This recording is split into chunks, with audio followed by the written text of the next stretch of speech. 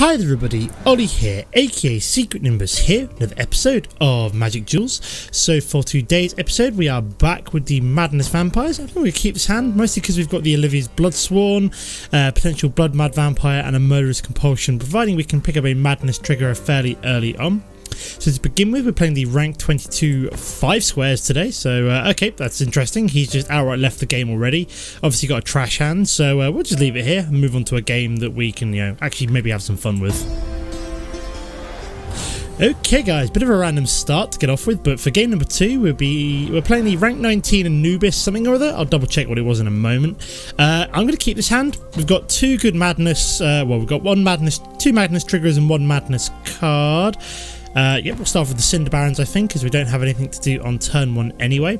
Yeah, we're playing the rank 19 Anubis second. So yeah, now we're up to rank 23, which is quite nice, thanks to that early concede from our opponent there.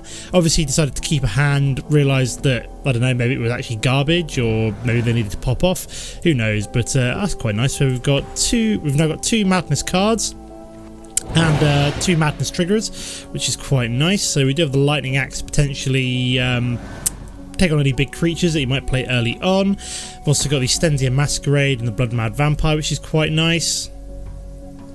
Do like Stensia Masquerade, it's a nice card, especially as it gives all our vampires first strike and stuff, all that fun stuff. I need to move my microphone up real quick, guys, bear with me.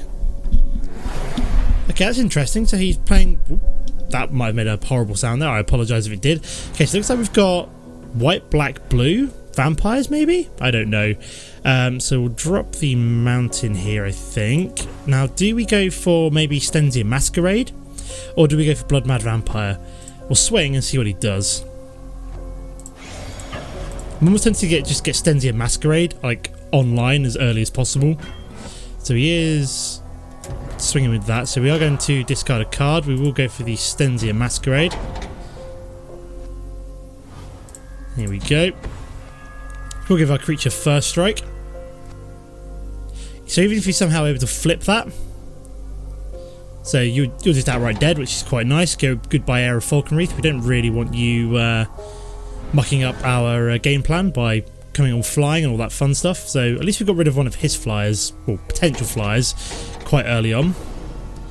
Okay, we've got Nagging Thoughts. So get the top two cards of your library, put one of them into your hand and the other into your graveyard. So it looks like he's maybe playing, I don't know, maybe like a Madness deck? Or, okay, so he's got Emiria Shepherd, so yeah, it looks like some kind of graveyard interaction, I'd suspect. So I think we'll play out the mountain here. Now, do I Olivia's Bloodsworn and then just give it haste? I think that's a good play, or do I just go for a Blood Mad Vampire play?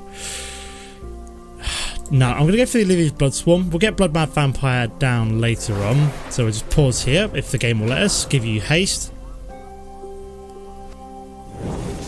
And then we'll just swing with these two. Won't pump this up for the Madness, as we've got nothing that we want to play with Madness this turn. So just reminds me of the Iron Maiden song. Can I play with Madness? Can I play with Madness? Yes I can, because I'm playing with the Vampire Madness deck. Yeah, I really want to play with, there's another kind of vampire archetype I'd love to play with, and that's the life drain kind of vampire, so white-black, and I've kind of already been like brainstorming in my head how I want to play it, and I think it can work out really well, like, especially including things like Sorin and all the other good vampires, like Drana's Emissary and all that fun stuff. Should be quite good. My microphone's slipping again, I swear to God. It just does it on purpose. It knows I'm recording, it's like, I'll just slip down slowly and annoy you. So we're just waiting for Mr. Anubis II to do something here. I mean, we're in a fairly good position here with the Stensia Masquerade online. Okay, so he's found himself a Graveblade Marauder. We're not too bothered by this, actually, because we can give this one first strike against him, so we don't have to worry about his Death Touch. So I think we'll play out the Swamp here, and then we'll just swing with both of these two. Like so. If he blocks, we just Madness, which we want to do anyway to get the Blood Mad Vampire down. Okay, so we're just going to give it +2, -2. Gives it, makes it a 4/5, something like that. We also get Blood Mad Vampire on the battlefield for next turn, which is quite nice. So you go up to a 4/2, first strike it. Death Touch doesn't matter against, what's what I'm looking for? Death Touch doesn't matter against. I can actually play it out Bloodmouth Vampire this turn, which I completely didn't realise. That was my own silly fault there. At least we've got the Lightning Axe for next turn potentially to get all of these guys swinging all at once. So he's got another nagging thought to try and find a card to help him back into us. I don't know whether or not he's running sweepers or anything like that. Well, he can't run a sweeper this turn anyway, so next turn we'll be dealing 8, 10, 14 damage actually. So he's outright dead. He's just like played out his second nagging thoughts here. He's got nothing open and he's just outright dead at this point because I can just pump you up, discard Smouldering Marsh, and yeah, that's basically just lethal. So we're just going to swing with everything here. There we go. Make sure you're pumped up. Get rid of Instant Neonate, I think, maybe? No, just a Smouldering Marsh. So you go up to a 4-2, and that's lethal. No, it's not quite lethal. My bad.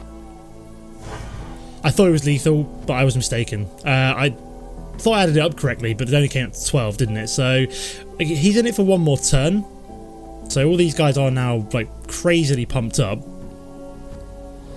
No one's going to move on. So I'm assuming he might have like a Languish, although this will survive to a Languish, which is quite nice. Wow, my microphone really is slipping. I'm going to have to sort this out again. Hang on. Put you up. Tighten you up. Wow, how many nagging thoughts has he got? Is that like his 4th one? He's literally found every single one of his nagging thoughts. That's bonkers. You very rarely see them, like you actually find 4 copies of the same card in a game, I find.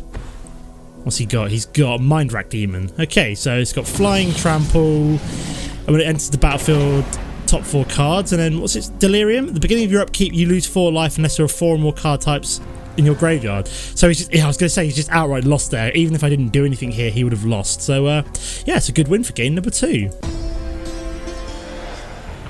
Okay guys, here we are for game number 3. We're playing the rank 23 Grizzly, I believe that was.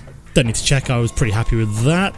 And I'm actually quite happy to keep this hand. We've got the Heir of Falconwreath into an Incorrigible Youth, so start off with a Mountain, drop a Dragon Skull Summit next turn into Heir of Falconwreath. We can then go turn 3 Incorrigible Youth swing. We've also got a couple of Fiery Tempers, which is quite nice. So yeah, this is actually working out quite nicely already. Okay, so we've even managed to find Lava Axe, very nice. So we can have a potential Lightning Axe into Fiery Temper. Sorry, not Lava Axe, Lightning Axe. I'm sure there is a Lava Axe card somewhere in the game, but so hopefully he doesn't have a 1-mana spot removal spell, would be quite nice here. If it is like one... No, he's just got a Majoring Bully. Okay, so we've got the option here to either Incorrigible Use or Fiery Temper. I think we're just going to go for the Incorrigible Use swing. So if we drop you down, we are going to get you onto the battlefield quick before our attack runs out, as for some reason it was skipping priorities, you know, it's all bug and all that. So hopefully this will still allow us to swing, which it should do. We've got him in before we declared attackers. There we go. Phew, that was a close one. I almost missed the ability to swing with the Incorrigible Youths there. Could have just Fiery Tempered the Majoring Bully, to be fair, but so we hit him for 7 there. So yeah, we've got the Lightning Axe, or we've got an we've got either I'm sorry, so I'm starting to think about what we want to do next turn. So I'm thinking either Fiery Temper. So he's going to swing for 2 here. Has he got any way of pumping it? He does have a Gite Blast, so he's going to do 2 damage to my Heir of the Night. Kind of suspected something like that. So he's going to deal 3 damage with his what's I'm looking for? Majoring Bully. So this is looking like maybe like a Prowess deck, I'm assuming. So we can actually do Lightning Axe into Incorrigible Use this turn, which I think I'm going to do actually. So we can discard a card, get rid of the Incorrigible Use, swing for 8. Which actually leaves us in a really good place here, because we've then got double Fiery Temper, and even if we can't cast it with its Madness cost, I think we should be fine to just kind of play them out as just sorcery spells almost, like for the next couple of turns. So yeah, we've got him within 5 damage, so providing he can't gain life, we're basically all sorted here, and he doesn't have any counters as well. He's basically dead in 2 turns. So he's got a Jace, don't care about Jace. He could even be dead this turn if he doesn't play out anything else. So yeah, he's just outright left the game. So I think he realised that he's probably dead. So we'll move on to game number 4? Question mark? Yeah, I think game number 4. Okay guys, here we are for game number 4. We're playing the rank 16 Antifa. We really are racking up the games today. Only 10 minutes into the video, we're already on to our 4th match. It's kind of crazy. Going to keep this hand mostly because we have the Olivia's Blood Swarm. So we probably want to start off with maybe the Smouldering Marsh. Okay, so this guy's just outright left the game as well. Okay, we'll be back for another game in a sec then, guys. Okay guys, time for game number 5. We're playing the rank 23 Are You Another, I believe that was. Might double check that one. But yeah, we're really racking up the games here, and I'm actually going to keep this hand. Don't have a Madness Triggerer quite yet, but we do have the Olivia's Blood Swarm. So yeah, Are You Another. So kind of a crazy run of events. We've just gone and won like 4 games in a row. Pretty bonkers. 2 of them were like insta-concede, but you know, those things happen. Can't complain too much there. So yeah, it'd be nice to get the Olivia's Blood Swarm down this turn coming. We've got the Eily Eternal Pilgrim, so that is a Death Touch creature. Yeah, she is Death Touch, so something that we maybe want to get rid of with something like a Murderous Compulsion at some point. Oh, very nice. We've actually managed to find ourselves a Madness Triggerer, so yep, I think we should be playing you out first instead of the Olivia's Blood Swarm. So next turn, if our opponent decides to swing with Eily, we can then potentially think about madnessing the Ravenous Bloodsucker and oh, hello, Nissa. Interesting. So it's going to go to a 4 Loyalty Planeswalker. That's what I'm looking for. So he decided not to swing with Eily, so that's bad for me, good for him. We also have the Insolent Neonate, so I'm going to play out the Mountain here, and then I'm thinking Olivia's Bloodsworn here. Oops, come on, there we go. So we're going to give you haste, and I'm probably going to swing at... Do we swing at Nissa? Swing at Nissa, or do we swing at his face? I'm thinking try and keep Nissa down.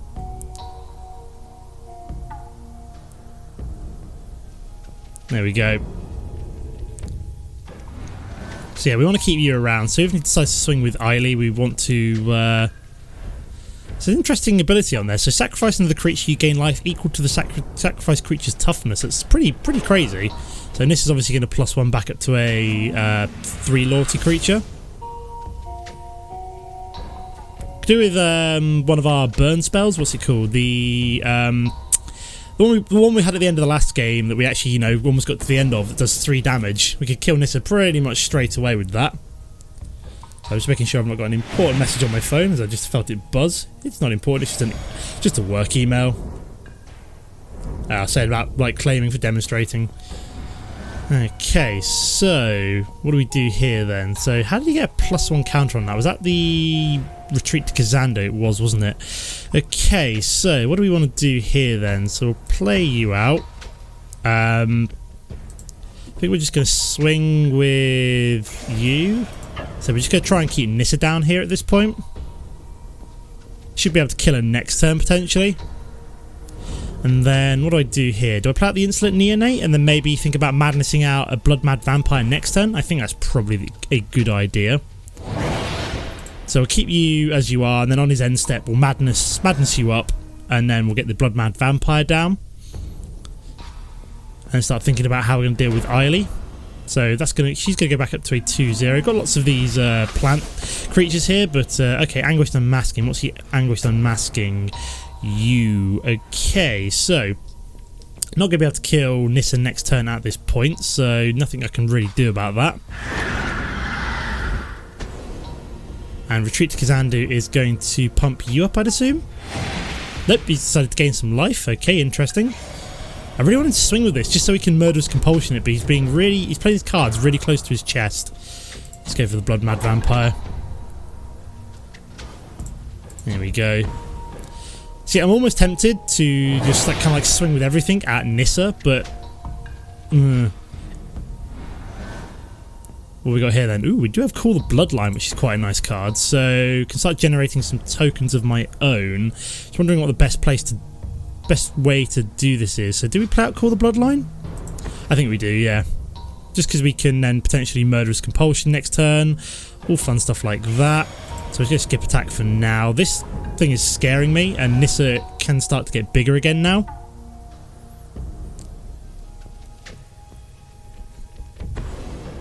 really wanted to swing with this thing. It's the moment he swings with it, it's dead from Murderous Compulsion. It's just getting him to swing with it in the first place is proving to be troublesome. It's like he's calling my bluff, basically. And he's also read the bones, so...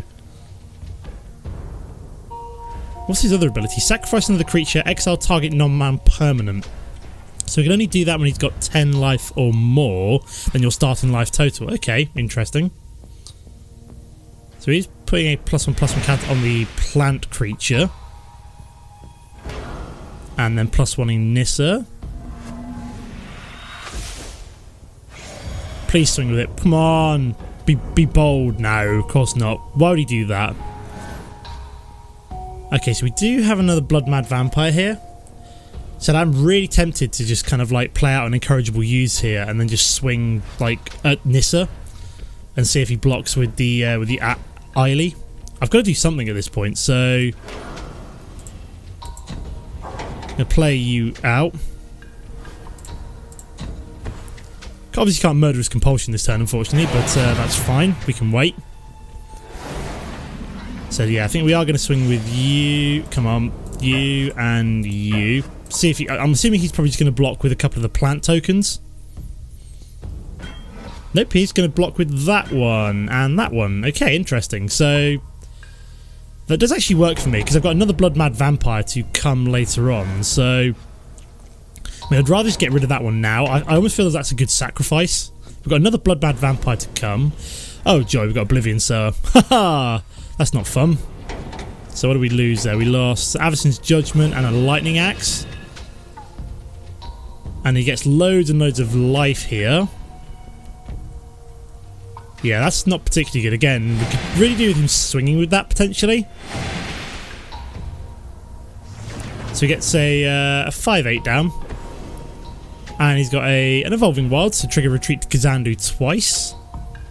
Interesting deck, you know. This is this one's been a bit more of a challenge. We've got up to rank 26 today. I think even if we lose this one, we will go back down to say like rank 25, which isn't too bad.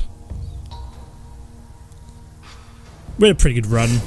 4 wins in a row was not too bad.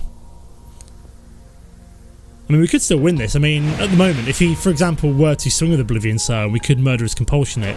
It would be kind of hilarious. And he decided to -2 Nissa. Okay.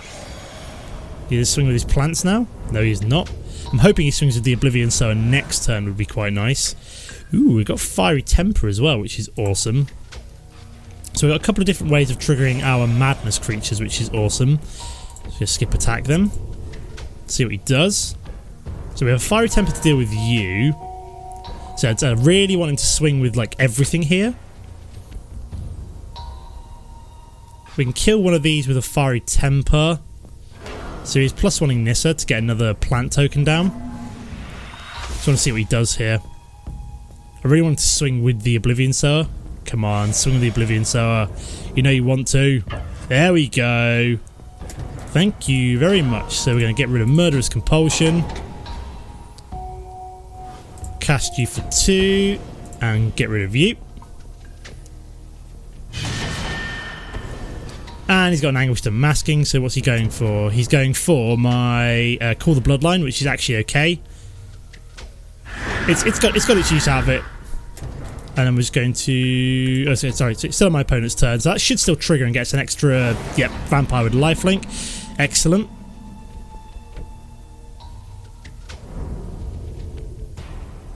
So what we're going to do here is trigger the Madness. We're going to get another Blood Mad Vampire down.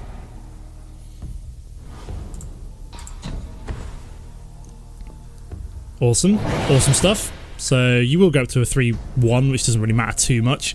Now what I could really do with here is a Stensia Unmasking, but we're not going to find that now. Do I go for... Let's have a think about this. Now, I could kill one of these, and then...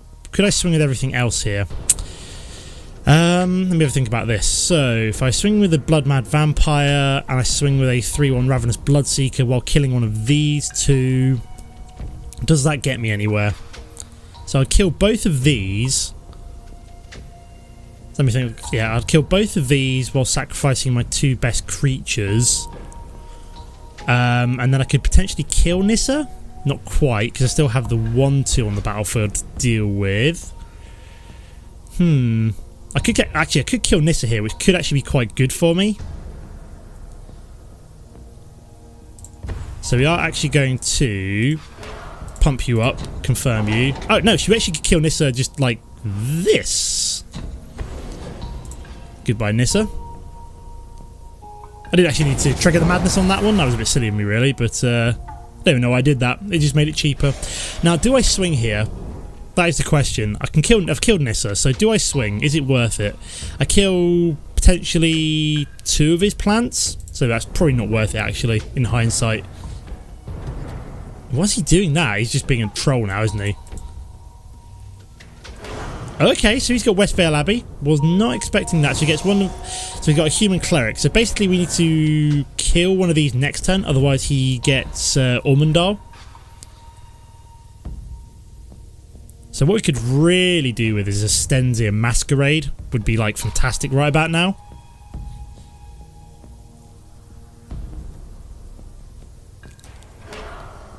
One, two, three, four. Actually, he can just do this right now. So he's just literally just outright gone straight for Ormondal. Wow. Okay, so we are a little bit boned. So we lose a life, he gains a life, and he also gets to put a +1/+1 counter on Ormondal. And this is indestructible as well. So I've got no way of dealing with this. Like, absolutely no way. So the only hope I've got with dealing with this is just to like race him down, but even then I don't think that's possible. So he's swinging for 10. Let me have a think about this. So we go down to 9. He goes, wow, yeah, but he goes up by 10 as well. So we are just almost completely screwed here. Let me have a think about this. So this turn we found a fiery temper. So basically at this point we swing for 4, 5, 6, 7, 10, 13. So yeah, we're just outright screwed because we'll gain 2 life, but I think I don't think it's possible. So I think we're just going to concede here, unfortunately. But you know, he got the better of us there. We weren't as aggressive as we would have liked to have been, but that's not the end of the world. So let's just open some packs to finish off with. We'll be opening 3 today. So I only need like another 1,500-ish gold to actually finish off the entirety of Oath of the Gatewatch, which is quite nice. So what do we got? Bearer of Silence. Whenever you cast Bearer of Silence, you may pay 2 mana. If you do so, target opponent sacrifices a creature. It's quite nice. Relentless Hunter gains +1/+1 and gains Trample until end of turn. Pretty cool. Vampire Envoy. Yeah, this is one of those I was thinking for like a life drain vampire. So a life drain vampire ally deck would be awesome, I think. We've got Zulaport Chain Mage. Tap an untapped ally you control. Target opponent loses 2 life. Yeah, again, you could splash in some other creatures, but it would be mostly focused around white-black vampires. So we've got Shoulder to Shoulder, Support 2, Containment Membrane. Enchanted creature doesn't untap. Okay, that's pretty cool. So it's like another one of those enchantments which basically permanently removes the creature from play. Okay, so one more pack to open today. 81% of the set is looking pretty sweet. I've realised the other day we already unlocked Kozilek, and I was like, yeah, Kozilek, when are we going to get it? And I was like, oh, I've actually already unlocked it, like somewhere down the line, so that's the thing. But I was just like checking my collection, I was like, oh, Kozilek's already there. Whatever, okay. So Deep Fathom Skulker, whenever a creature you control dies, you may deal combat damage to a player. Oh, sorry, whenever a creature you control deals combat damage to a player, you may draw a card. It's quite nice for a tempo-ish deck. Essence Depleter. Target opponent loses 1 life and you gain 1 life. Again, kind of like a for a life drain deck potentially. Warping Whale, I think we've seen before. Okay, I think we've seen all the rest of these before. So yeah, we've just got 17% of the deck left to collect. But that was actually the last episode with the Madness Vampires. The next deck up is going to be a Super Friends deck, either 4 or 5 colours. I still haven't decided as I'm still playing around with the deck. Like I've tried to do 5 colours and include like Jace as well. Still not entirely convinced that it works, but we'll give it a go. If not, I'll just drop it down to 4 colours and run a... I know people were saying that 4 colour Super Friend was probably going to be the best one. Just ignore blue, just because it doesn't really do enough for the deck. But we'll give it a go. We'll see how it works. But I'll leave it here for now. As always, guys, don't forget to comment and like if you've enjoyed the episode. And I'll see you next time. Goodbye.